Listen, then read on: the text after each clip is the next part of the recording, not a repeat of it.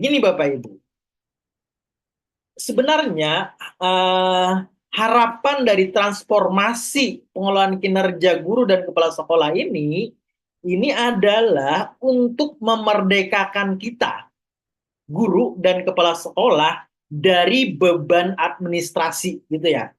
Dengan beban administrasi yang ada, kita harapannya dengan pengelolaan ini lebih disimplifikasi, lebih dipermudah, lebih dipersedikit, lebih di apa namanya, harapannya akuntabilitasnya juga lebih bisa dilihat oleh semua yang berkepentingan, gitu ya. Sehingga dokumen yang kita unggah pun sedikit, dan itu dokumen yang kita unggah itu yang kita gunakan sehari-hari, bukan yang mungkin yang tidak kita gunakan. Nah, yang tentunya selain dokumen akuntabilitas kerja kita sehari-hari, kita juga mungkin diminta sebagai agar kompetensi kita juga terus berkembang, kita juga diminta untuk terus belajar, ikut pelatihan, ikut dalam sesi-sesi belajar. Ini juga keabsahan buktinya juga itu cukup dinilai oleh kepala sekolah, nggak perlu dinilai oleh atasan yang lain, gitu ya. Artinya nggak perlu aturan yang ribet deh tentang memverifikasi sertifikat apa sih yang diakui oleh PMM, sertifikat yang seperti apa, apakah harus ditandatangani kepala dinas, apakah harus ditandatangani, apakah harus diselenggarakan oleh penyelenggara yang terdaftar di PMM, tidak. Tidak harus seperti itu, gitu ya. Ini cukup dibuktikan di keabsahannya oleh pejabat penilai kita. Artinya, ketika kepala sekolah kita meyakini ini betul nih, menandakan bahwa kita sudah belajar, kita sudah ikut belajar pada kegiatan ini, dan tentunya yang paling tahu pada kegiatan kita sehari-hari di sekolah adalah kepala sekolah kita. Tentunya pejabat atasan kita itulah yang paling tahu. Platform nggak tahu, PMM nggak tahu apa yang kita kerjakan sehari-hari. Sehingga yang kompeten untuk menyatakan keabsahan bukti kinerja kita, bukti pengembangan kompetensi kita adalah kepala sekolah. Meskipun sertifikat itu hanya diterbitkan oleh komunitas belajar sekolah yang hanya diikuti oleh 5 orang peserta kegiatannya, itu juga bisa sudah diakui keabsahannya oleh pejabat penilai. Karena disitulah tempat belajar kita untuk mengembangkan kompetensi kita. Dan di sini juga kita sebagai guru dan kepala sekolah, kita diberi kemerdekaan untuk memilih, gitu ya. Kita tidak diatur-atur untuk pilihan. Indikator mana yang kita pilih, kita hanya direkomendasikan oleh rapor pendidikan kita. Kemudian praktik kinerja seperti apa, kita juga suka pilih seperti apa. Ini kita punya kemerdekaan untuk memilih. Yang kita pilih ini adalah menu belajar kita yang akan kita lakukan sepanjang 1 semester, yang akan kita pilih untuk belajar meningkatkan kinerja kita, gitu ya. Dan juga kita punya kemerdekaan untuk berkinerja yang berdampak, gitu ya. Kita sebagai kepala sekolah, yang guru dan juga kepala sekolah, fokusnya itu adalah pada dampak yang terjadi di kelas, dampak yang terjadi pada murid, gitu ya.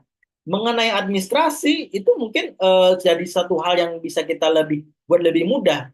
Kita perhatikan dulu dampaknya, yang kita lakukan di kelas itu seperti apa. Apakah solusi yang kita berikan itu bisa menghilangkan masalah yang dirasakan oleh murid, itu yang akan kita jadikan fokus dari kinerja kita.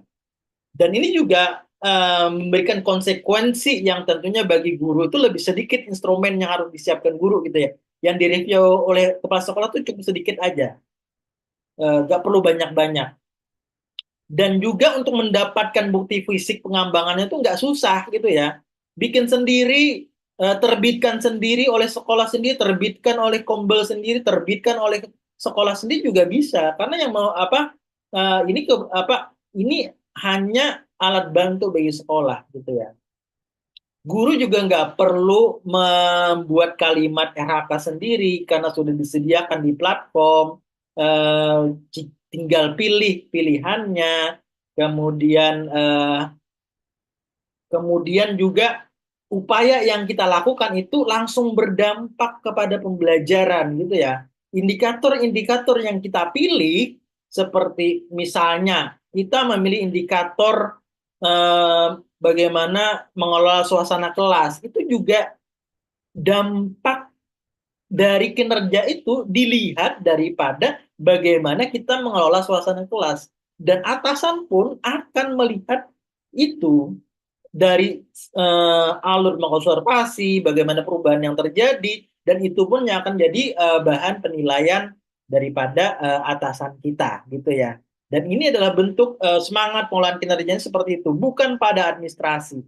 Administrasi itu hanya caranya, cara kita untuk lebih apa namanya, lebih terkoordinir, lebih lebih fokus agar tujuan kita bisa lebih efektif. Dan alur ini, alur pembangunan administrasi ini pun sudah dibantu oleh PMM. Kita tinggal mengikuti alurnya.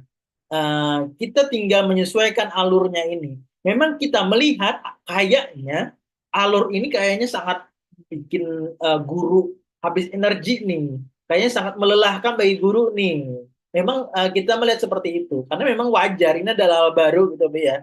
Hal baru, karena penyesuaian hal baru ini, dalam penyesuaian ada kepanikan, ada kebingungan, ada kegalauan, itu adalah hal biasa. Dan saya yakin itu pasti terjadi ketika kita beradaptasi dengan hal baru gitu ya. Dan inilah kira-kira apa namanya semangat daripada kebijakan ini, kebijakan pengelolaan kinerja melalui fitur PMM ini. Oke Mas Raffi, apakah waktu saya sudah ada habis atau mungkin bisa berapa Mas Raffi? Masih Bapak sekitar 5 menit lagi. Oke, terima kasih Mas Raffi. Ada 5 menit lagi ya. Nanti mungkin kalau mungkin saya terlalu banyak ngomong, nanti kita Bapak Ibu bisa elaborasi lebih jauh di sisi tanya jawab ya. Mungkin ada sesuatu yang mungkin belum terkupas dan Bapak Ibu ini terjadi nih permasalahan di tempat Bapak Ibu, bisa Bapak Ibu tanyakan di sesi tanya jawab.